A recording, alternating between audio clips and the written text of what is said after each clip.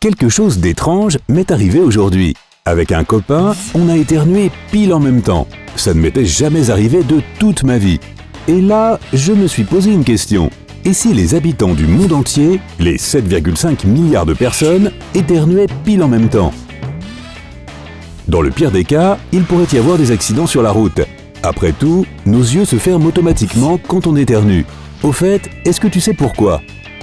Les experts ne sont pas à 100% sûrs, mais ils pensent que c'est un réflexe corporel naturel pour empêcher les germes qui sortent de ton nez d'atterrir dans tes yeux. Et puis parfois, certaines choses sortent quand tu éternues. C'est donc mieux comme ça. On entendrait aussi un grand « atchoum », surtout pour ceux qui seraient dans un stade ou tout autre endroit bondé pour cette journée internationale de l'éternuement. Pour info, un éternuement puissant peut atteindre 90 décibels. C'est aussi fort qu'une tondeuse. Quel type de personne es-tu quand tu éternues? Reste avec nous, j'ai un petit test drôle pour toi. Et si jamais tu as déjà fait peur à ton chat en éternuant, tu peux imaginer à quel point tous les oiseaux s'envoleraient des arbres et les animaux sortiraient en courant des forêts quand le bruit de ce atchoum mondial retentirait. En parlant de stade, on pourrait voir un nuage se former étant donné qu'un seul éternuement peut contenir jusqu'à 40 000 gouttelettes de mucus. Et tous ces germes, bark! Beaucoup de personnes seraient sûrement malades le lendemain. Bien sûr, il ne fait pas jour en même temps partout sur Terre. Donc certains seraient réveillés en sursaut pendant leur nuit. Ou si tu regardes la télé au moment où ça arrive, le présentateur télé s'arrêterait en plein milieu de sa phrase. Je suis sûr que cet événement marquerait l'histoire. Les gens se demanderaient entre eux « Où étais-tu le jour où tout le monde a éternué ?» En fait, rien de très important se produirait si on éternuait tous en même temps. Mais je suppose que tu entendrais une flopée de « à tes souhaits »,« bless you »,« salud », ce que les Allemands disent, ou peu importe ce qui est d'usage là où tu te trouves. Bon, j'arrête de partir trop loin. Voilà les quelques éléments que j'ai trouvés en cherchant sur Google à 4h du matin des infos sur l'éternuement. La sternutation, c'est le mot scientifique pour l'éternuement. Essaie de dire ça la prochaine fois que tu parles à quelqu'un. Ouh, c'était une sacrée sternutation là. Éternuer est bon pour ton corps. Tu as déjà eu des bugs d'ordinateur qui se résolvaient quand tu redémarrais ton ordi. C'est un peu ce qu'est un éternuement pour ta cavité nasale. Ça réinitialise tout. Le mucus qui sort de ton nez donne aussi une information sur ta santé. S'il est clair, c'est bon signe. Si c'est vert, jaune ou marron, tu as peut-être une infection, donc tu devrais parler à un médecin. Est-ce que ton cœur s'arrête quand tu éternues? Ton rythme cardiaque change légèrement quand tu éternues, mais ton cœur ne s'arrête pas de battre, encore heureux. Pourquoi du lait sort-il de mon nez quand j'éternue? Attends, ça t'est déjà arrivé aussi? C'est possible. En fait, le nez et la gorge sont liés. Si tu n'as pas fini d'avaler ce que tu manges ou bois quand tu éternues, cela peut se faire aspirer par ton nez. Pourquoi se couvrir le nez quand on éternue? Déjà, est-ce que tu le fais de la bonne manière? N'éternue jamais dans tes mains. Fais-le dans un mouchoir ou dans ton coude. Pourquoi? Parce qu'un éternuement peut comporter jusqu'à 100 000 germes. Et plus tu éternues fort, plus l'air bouge vite, parfois jusqu'à 160 km/h. Et du mucus peut être projeté à 1,5 m de ton corps. Oh, je n'ai vraiment pas envie qu'il se produise un éternuement mondial. Est-ce que je peux retenir un éternuement? Non, ne fais pas ça. Retenir un éternuement peut endommager les vaisseaux sanguins de tes yeux et de ton cerveau. Aïe! Alors, pourquoi éternue-t-on? Éternuer est la manière pour le corps de se débarrasser de la poussière et du pollen contenus dans ton nez. Et la question bonus, si tu t'es déjà demandé pourquoi tu éternues plusieurs fois à la suite, cela correspond au nombre d'essais dont ton corps a besoin pour se débarrasser de ce qui le gêne. Est-ce que ça marchera aussi sur mon boss? Si tout ne sort pas du premier éternuement, prépare-toi, il y en a encore à venir. Pourquoi certains éternuent-ils très fort alors que d'autres sont très discrets? Ce n'est pas réellement prouvé, mais en général, les personnes grandes, qui ont de plus grandes cavités pulmonaires, éternuent plus fort. La taille des narines influence aussi le bruit.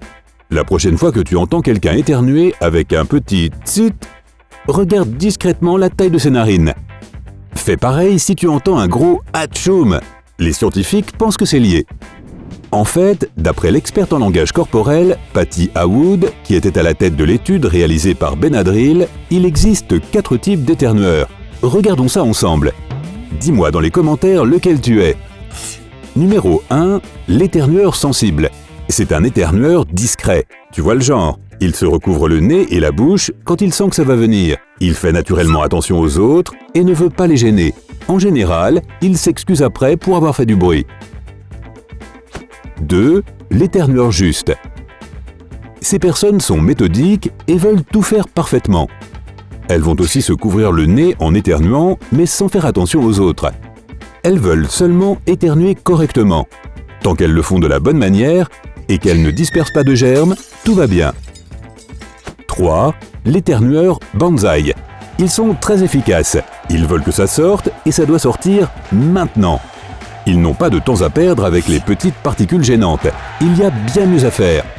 On continue. 4. L'éternueur joyeux. Ah, si éternuer était un sport, ils en seraient les pom-pom girls. Ils sont charismatiques et se font bien remarquer. Quand leur cerveau dit à leur nez de se débarrasser de quelque chose, tout leur entourage le saura. Leurs éternuements sont puissants.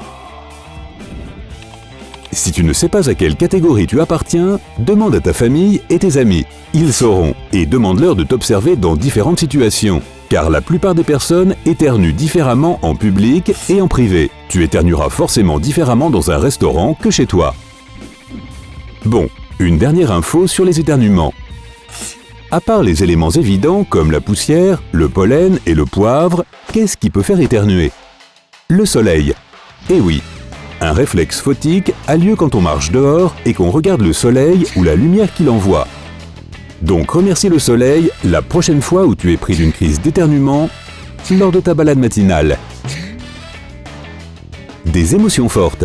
La joie, la tristesse et la colère sont des émotions qui affectent tout notre corps, y compris l'éternuement. Si tu es en train de pleurer ou de t'énerver et que tu éternues d'un coup, c'est normal, un simple réflexe corporel.